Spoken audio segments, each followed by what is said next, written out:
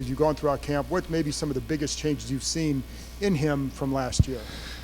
Yeah, I think just the treating each practice, each rep like a game, full speed, whether it's carrying out his fakes, moving around to throw the ball away. It's like each practice rep he's getting, he's making it like a game, which that'll be a big help as we get into the season and as he continues to practice that way throughout the season.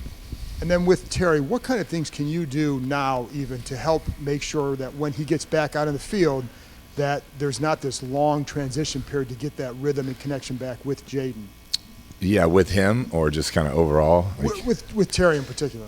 Yeah, I mean, there hasn't been a ton of contact with him. He's been here, but he's been working with the trainers. So until he gets back on the grass, that's when we'll start building that back up.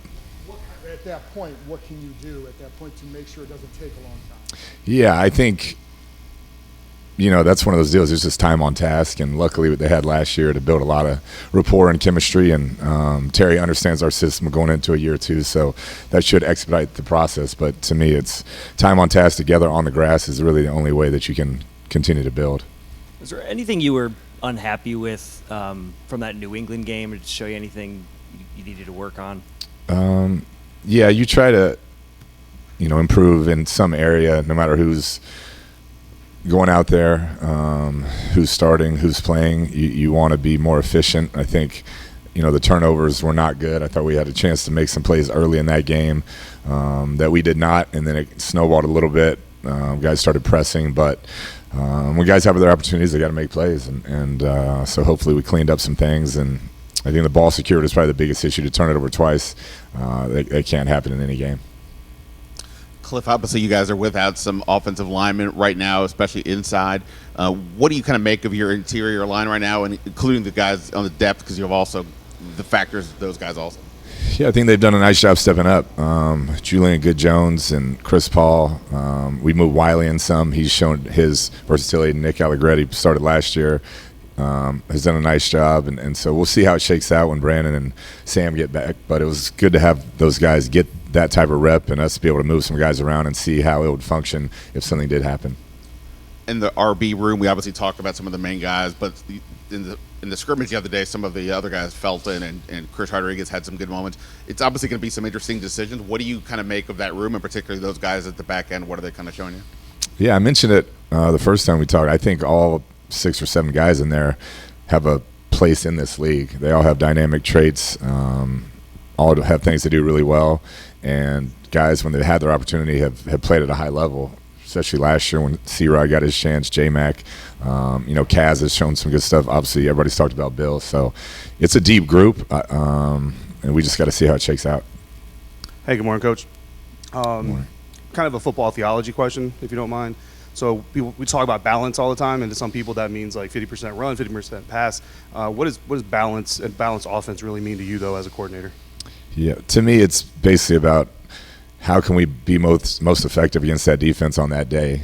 I think that's what it comes down to, whether we got to run it 70 times and throw it 20 or vice versa. It's like the balance to be the best offense you can be versus that defense, that scheme, that personnel group that day is like what it is to me. I don't think you can go and say, hey, we're going to run it 25 times and throw it 25 times.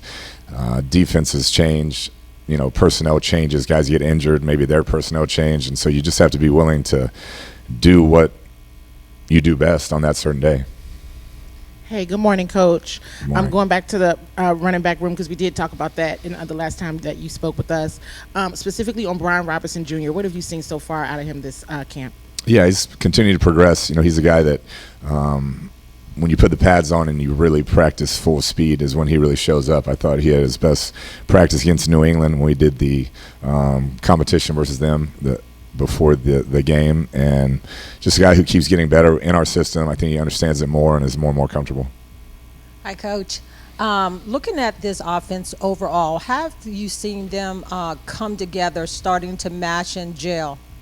Yeah, I think that's a work in progress. There's no doubt. I don't think until we get some of these other pieces back, we're going to know exactly what we are. We've had some good opportunities to see other guys get work in these positions, but when you don't have your kind of projected top 2 outside receivers, one of your projected or both of your projected inside pieces at guard, it's not going to really give you the chance to gel or really build that relationship until you get everybody else on the grass. So that's something we have to get to over the next 3 weeks. And have you been able to see from the wide receiver room what you need to see from that group, and how are they shaping up together? Yeah, it's still a work in progress. Some guys are taking advantage of the opportunities and some have not, and that's what we wanted to see. Without Terry and Noah getting much, we know what Debo is, and then there's a lot of guys that are trying to earn a roster spot, and so that competition has been good, but I think there's still a lot to show over the next 3 weeks. Coach, your relationship with Jaden, it looks like he is very good at remembering plays and things like that. Even last year, I don't remember seeing him wear a sleeve or anything like that. Is there something different that you do that's unique to how you? No, I wish I could take credit for that. That's God-given. We'll go out to walkthroughs, and I'll screw up a play, and he'll nail it. So he's a lot more cerebral on that stuff than I am. I think he just has one of those photographic memories. The first time we install it, first time we say it, he can tell you where everybody's going, what they're doing, their job, and so that's a God-given thing, not a coaching thing.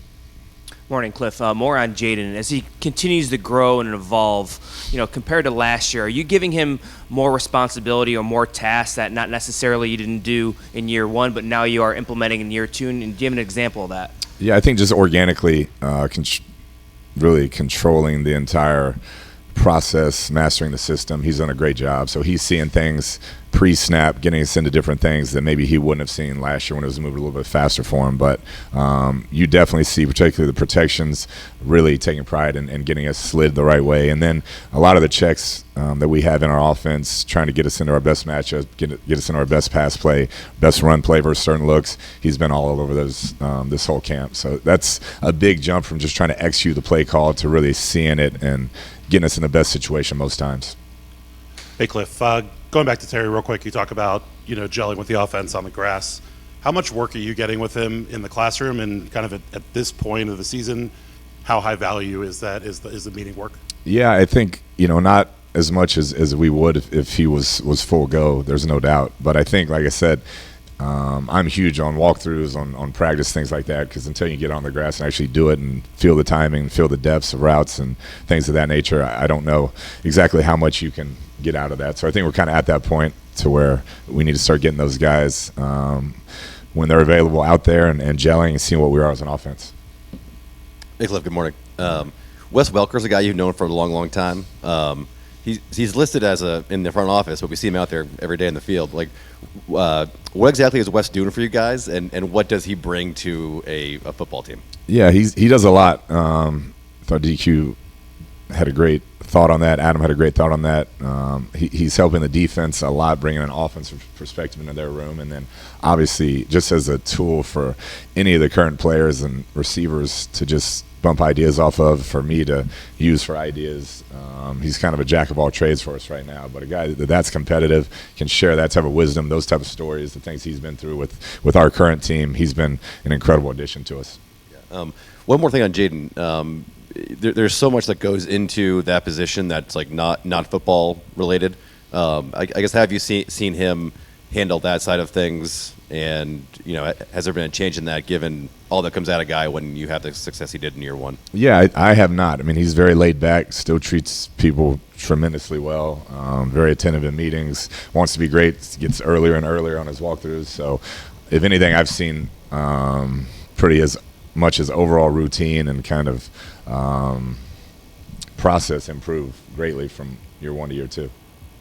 Kliff, this might be a weird question for the offensive coordinator, but what have you learned about Joe Witt as a coach, as a leader, just watching his style, the little you get to interact with him? Yeah, very, very competitive. I mean, he wants to win every drill, fully invested. Guy works his tail off. He's up here all hours of the day. And then I like that he's not afraid to adapt to his personnel. And, last year, some injuries, things that happened, trades, he was able to kind of adjust and keep going. And the same with this year. It's like always evolving, and it's been really fun to compete against his defense and the challenge of it. But just him as a man, the competitive drive, the leadership, the work ethic, it definitely has impacted me just watching him on a daily basis.